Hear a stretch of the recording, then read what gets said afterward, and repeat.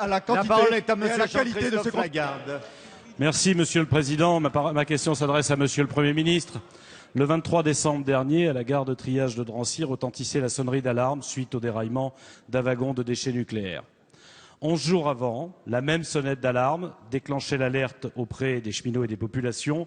C'était cette fois-ci un wagon d'acide chlorhydrique qui déraillait et venait percuter un wagon de nitrate d'ammonium. Les deux matières qui, si elles étaient entrées en contact, ont créé l'explosion d'AZF. Par deux fois dans cet hémicycle, Monsieur le Premier ministre, j'ai voulu attirer votre attention sur ce danger, non pas inventé par les élus locaux, reconnu par une étude de danger cautionnée par l'État, que faisait courir ce site industriel à des milliers d'habitants. Ces deux incidents viennent s'ajouter à la longue liste des 44 incidents, dont 22 considérés comme graves par l'État, qui ont eu lieu ces dernières années. Vous ne pouvez pas continuer à faire courir un tel danger aux populations voisines. Ces incidents viennent confirmer ce que l'État reconnaît lui-même. Plus de 30 000 personnes pourraient se trouver en danger de mort en cas d'accident industriel sur le site.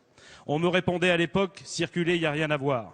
Je pense au contraire que ces incidents doivent vous conduire à reconsidérer la position de l'État, qui a le devoir d'assurer la protection des populations en appliquant le principe de précaution prévu par la Constitution, c'est-à-dire interdire le tri de matières dangereuses, si dangereuses au milieu des populations.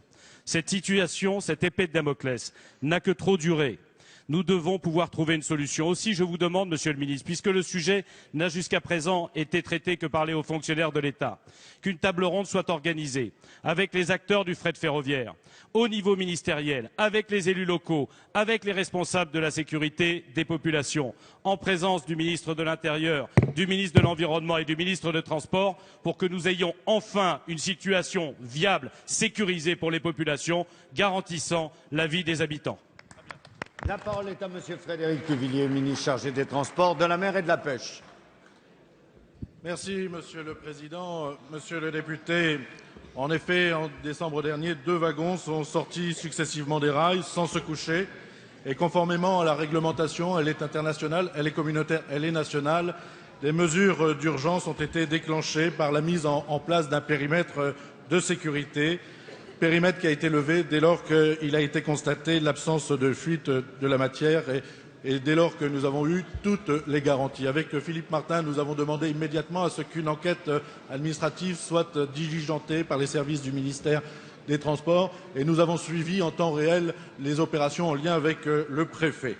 Le mode ferroviaire reste cependant pour le déplacement de ces matières le mode beaucoup plus sûr que le mode routier des transports de marchandises dangereuses. Il n'en demeure pas moins que des incidents peuvent intervenir et notre priorité, comme la vôtre, comme celle des élus, est bien évidemment la réduction des risques.